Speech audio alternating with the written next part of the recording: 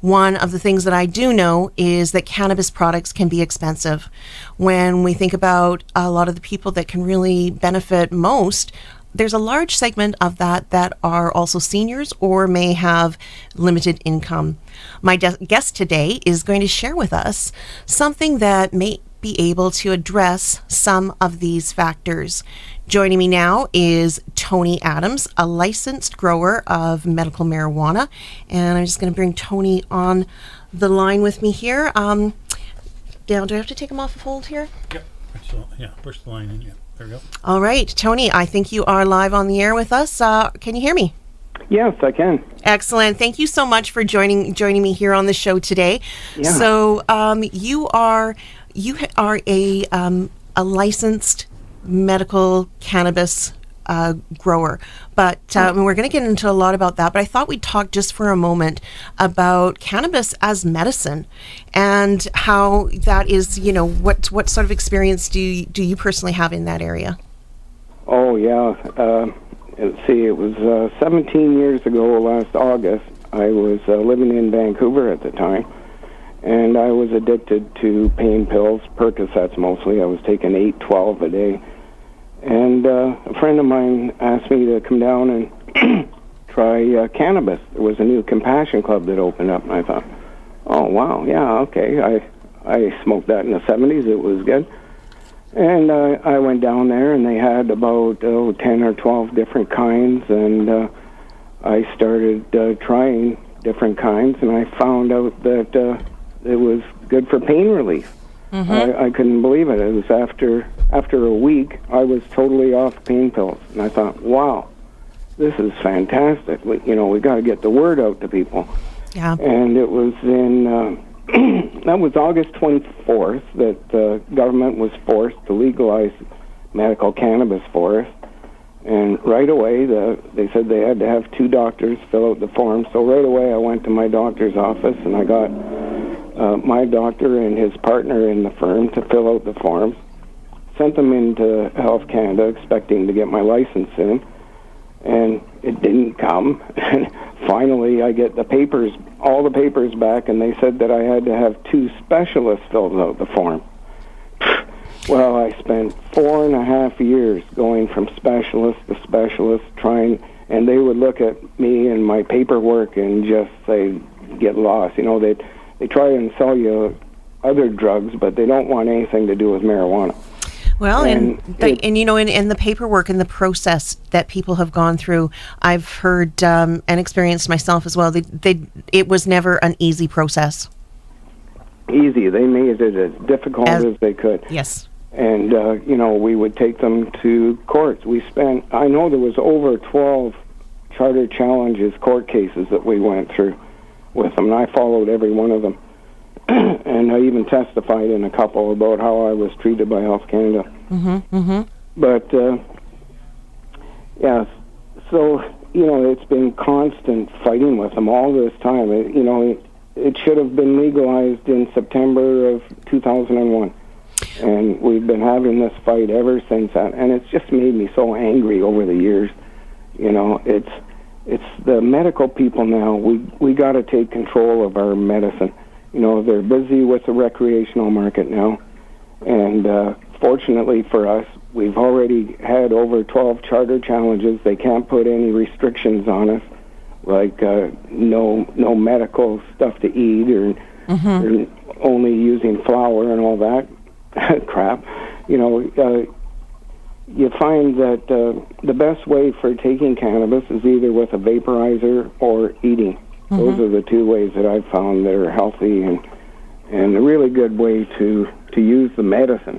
People got to get this into their minds that it's medicine. And, it's preventative medicine also. It prevents you from getting a lot of diseases and stuff. With the change, with the legislation coming into effect next week, even though it is for recreational use, it will really open up the opportunity for more and more people to have a chance to try and see whether cannabis is something that would be able to help with their chronic pain and things like that. So that's a good thing.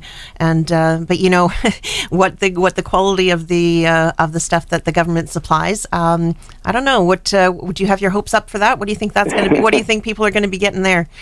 Listen, I in 2003 I bought a little growing machine, and on my very first crop I got 15 ounces out of it, just 6 plants inside there, and it worked hydroponically. And since 2003 I haven't had to pay any money for cannabis. And that's what we have to do in the medical community. We got to take control of our medicine. We got to find a plant that works good for us. And because there's all different strains, you got to try different strains till you find the right plant for you, and then start growing that plant. That's the way I did it. And I have like, if it hadn't have been for the strain I have, I call it Mama Goose, because it looks after me very well. I've used it since '07. I did a testimony for one of the clubs down here in Victoria, and they gave me 10 white rhino seeds from Hawaii, and I crossed them with the next year I crossed them with juicy fruit, and the product I have now is just absolutely 100% what I need for myself. I've had a lot of back surgeries. I've had a cancer operation. I've got things in my neck that are all screwed up. I can't sleep very well, and the medicine that I'm using just works perfectly for me. I use a vaporizer now, which has really cut down on my marijuana use.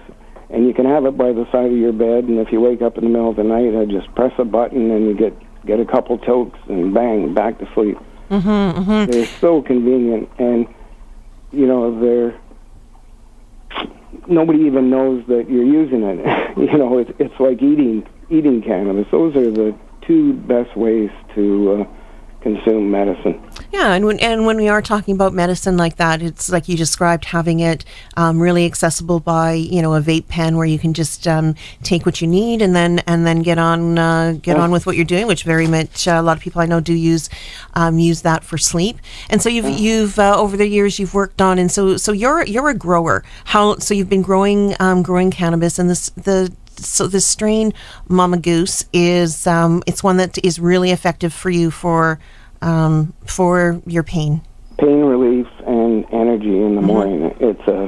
They were both sativa strains that I used. The juicy fruit was a Jamaican 80% sativa, and then of course the Hawaiian was 100% sativa. So it gives you a nice uplifting feeling, and when you use a vaporizer, you just take a puff. You don't even feel stoned at all, but your pain is gone and you feel better. It's just an amazing product for me.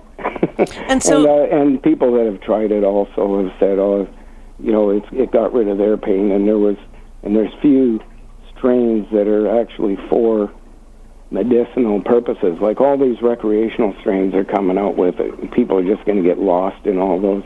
Yeah, and it's it's going to be a hard landscape for many people to navigate, because it's going to be really new. So I know you've got a website, you're the Growers Co-op, and you've got your slogan right on there. It says people helping people, and you're wanting people to be able to have access to cannabis as medicine and be able to afford it. So talk to me a little bit about that.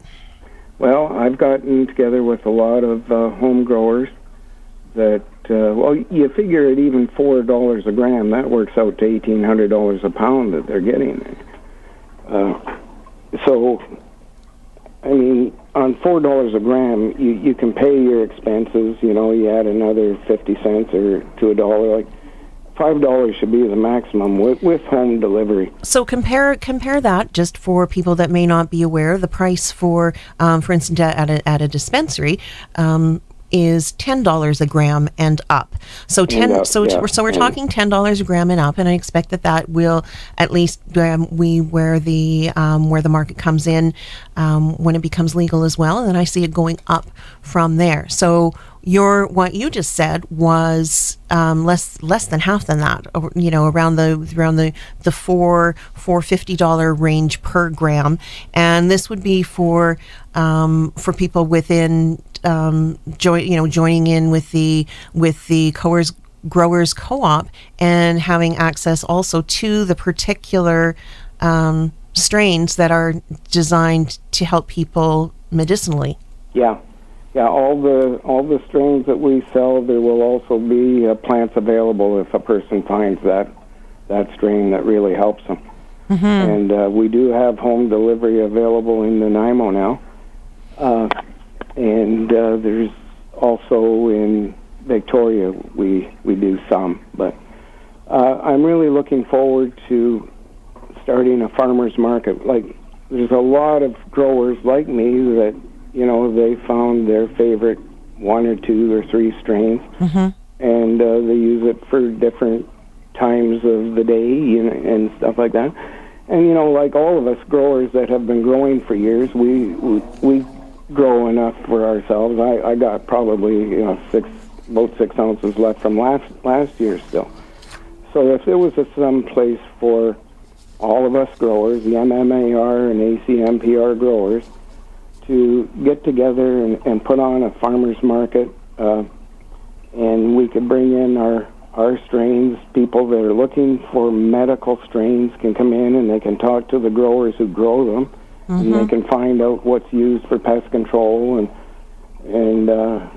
you can find everything out about the product that they're selling, and try a puff and bang. If you like it, you buy it. If not, you go to the next one. And that's the real appeal. Like with farmers markets, they're a draw for people where we go. We like to know where our fruits and vegetables are grown, and how are the meats raised that we're using. So being able to actually have a conversation with a grower that's here on Vancouver Island that is producing this stuff and has the knowledge to be able to do that number one is amazing. But then now to be able to purchase some, to try some, to see whether or not it is going to be the one that works. That's a real change. That's going to be a real something really great for people to do. Yeah, and we have to take control of our medicine and our health, because the government doesn't give anything about it for us. We have to look after ourselves, and this is the perfect way to do it. My website is going to supply a format for growers all up and down the island. They can list their product on there, and they'll have to have some plants available too in case somebody wants to buy the strain. But then you'll be supplying that strain to that person until they have their own product, which is going to be 6-8 months down the road. So right. So the idea is you choose a strain, you try and see which one is the best fit, and then eventually the idea is that they're going to receive a plant with that strain, and they can grow their own. And plus, the person that supplies the strain will help them set up a grow site. People are making a big deal out of how difficult it is or how it wrecks buildings and stuff. Right now, you can buy a tent. It's say about 8 feet by 4 feet by 6 feet tall. You can put 2 lights in there, and that would produce enough product to last you the whole year. On my box that I had, it was really well put out. It was 6 plants on hydroponics. You take your clippings in the beginning. There was a compartment underneath where you veg the plants while the other ones were budding. You pull the budding ones out, you stick the vegging ones in, and bang, you just keep going. And every 2 months you can have a crop, and you can share it with your friends. We can make it a real social thing, have a band. I would like to partner with a charity a charity in Nanaimo or Campbell River or wherever. And, we could put on the farmer's market. It could be a cashless market where we use debit cards. We could people could come in, pay to load the debit card, and then take the debit card in to the farmer's market and make their purchases, and taxes and the commission for the charity would be deducted on each sale. So, it would be easy to really make it tight so that there's no messing around. Mm-hmm. Well, it's there's going to be so many different things that people are going to be able to try. And I mean, I know myself, I encourage people to think beyond what is just coming through from the government. And I don't know what it's going to be like this time around, but oh gosh, many years ago when I applied for my license through my doctor, my specialist, I placed an order one time to get the stuff that the government was providing, and it was like it had already been processed or something. It looked like shake. It looked like it was really low quality. Yeah. And I'm just like, I'd be really surprised if it was really much different from that. So, but let's see. I'm sure somebody I know is going to get some that way, and I'd like to take a look at it. But just if that's there is a whole. It's very artisanal, very like that's what I said. There's sort of like craft dispensaries where that's going to change now into more community oriented, or something like you're talking about, where getting introductions at the farmers market and things like that. And there's a real there is a lot of just as there's so many different varieties and types of wines and grapes and stuff, so is true in the world of cannabis. Yeah.